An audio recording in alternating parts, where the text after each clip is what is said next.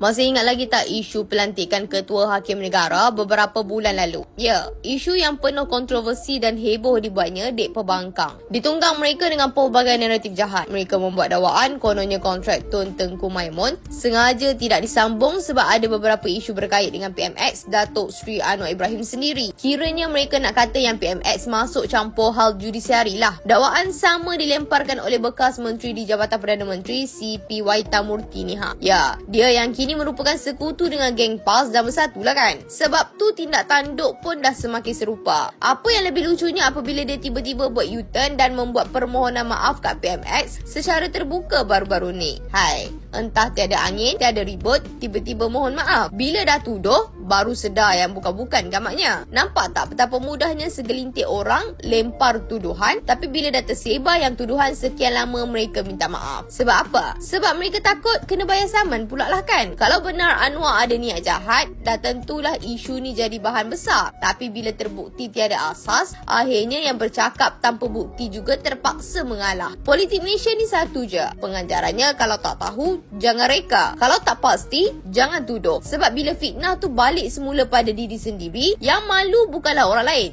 tapi kredibiliti sendiri yang hancur. Apa nak jadi dengan pembangkang macam ni? Sebenarnya para pemfitnah macam ni wajar diambil tindakan segera. Cukup-cukup dan sudah-sudahlah melepaskan mereka ni semua tanpa dikenakan apa-apa tindakan. Biar jadi pengajaran pada semua orang. Tak kiralah sama ada rakyat biasa ke, penjawat awam ke, apatah lagi politikus terutamanya wakil-wakil rakyat. Samalah dengan kes Waitamurti ni. Bukannya kita tak tahu, semua ni dia belajar dengan geng PAS lah. Sebab memfitnah dan kemudian memohon maaf itulah kepakaran hakiki mereka. Kalau akak RHB tu boleh hilang kerja lepas minta maaf fitnah kepada PMX, kenapa politician boleh suka-suka fitnah lepas tu minta maaf pula? Sampai bila kita nak biar budaya fitnah yang dibawa pembangkang ni terus merosakkan politik negara dan minda masyarakat? Fikir-fikirkan.